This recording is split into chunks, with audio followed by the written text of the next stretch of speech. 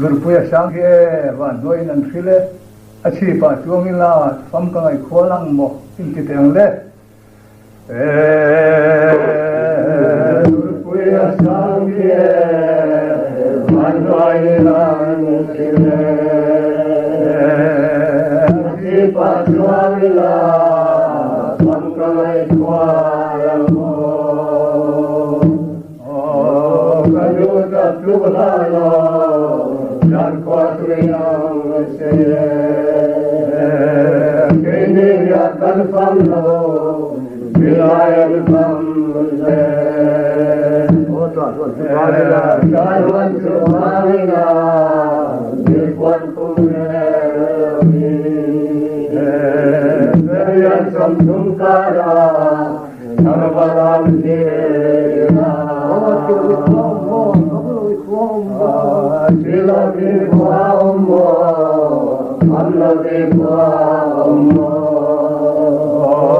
Naya Chuanukuye, Allah Tenun Nama.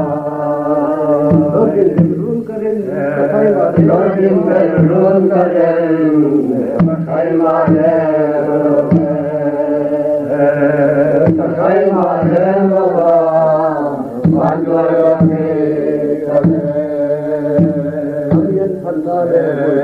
Ami Annane, Vichudalo Arjun, Manjoy Kannane, Sakai Samata, Ilanjoy Lava, Ingai Daine Love, Iraka Chonglapa, Vichon Kalmai Kare. Amelia Dione, Ansele Naruguma, Mabune,